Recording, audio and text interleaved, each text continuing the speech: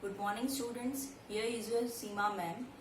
Now as you are knowing that from past few days we are home quarantine.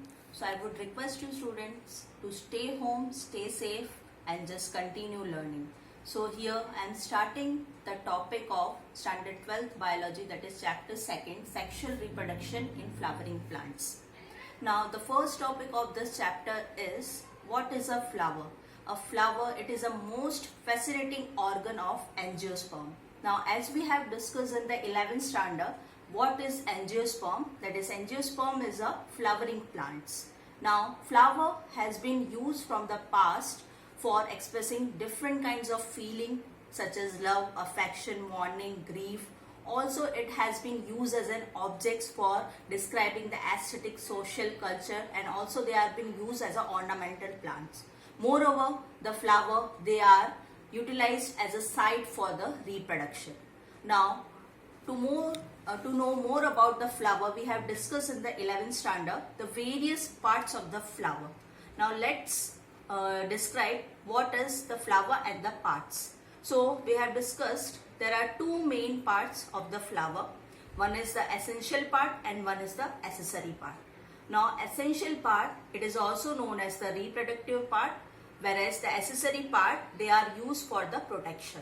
Now, if we see in the essential part, that is again the classification is there. It is divided into male reproductive part and the female reproductive part. The male reproductive part is known as the androecium, whereas the female reproductive part is known as the gynoecium. Androecium, which is further divided into the anther, connective and the filament, whereas gynoecium, it is divided into stigma, style and ovary. So this we have discussed in the essential part. Now second, accessory part, which includes calyx and the corolla. Calyx, the individual portion of the calyx is known as the sepal, whereas the individual portion of the corolla is known as the petal. And whenever the calyx and corolla combine, it is known as perianth. So this was all about the parts of flower, that is essential and the accessory part. Now we will move towards the second topic, that is pre-fertilization event. Now as the name itself, it is suggesting pre means before and fertilization, that is the before the fertilization process, whatever the phenomenon or whatever the structures that are present, that we will discuss in this topic, that is pre-fertilization event.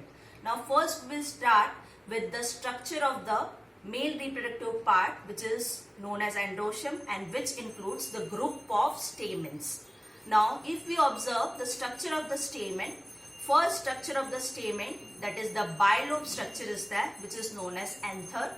Below that there is a connective is there, and after that there is a long slender stalk-like structure which is known as filament. Now if we more observe the anther structure, that is in the TS section, it is generally the bilobe structure. Why it is known as the bilobe? Because we can see the two lobes. Now inside one lobe there is again theca are present. Theca, they are generally the homogeneous tissues are there which are present in the bilobe structure. As in each lobe two theca are there, it is also known as diathecus. So this was the structure of the anther. Now again anther, it includes the four microsporangia. Now what is microsporangia? It is a plural form that is utilized for the pollen sacs. Means microsporangia will further develop into the pollen sac. Now if we discuss the structure of the microsporangium, that is the singular form. Okay. Now this includes the four layers, that is the four layers are there in this microsporangium. The outer three layers, they are used for the protection and also for the dehiscence of the anther. Dehiscence means the liberation of the pollen grains. Now outer three wall layers in the microsporangium includes the first layer, that is the epidermis, second endothecium, and the third layer is there, that is the first epidermis, second endothecium is there, and the other one that is utilized for the protection. And the innermost layer, it is known as the tapetum. Now tapetum, it is used for the nourishment of the pollen grains. Now as the tapetum develops, what are the characteristics of this tapetum? Generally, tapetum has a dense cytoplasm and it is having more than one nuclei.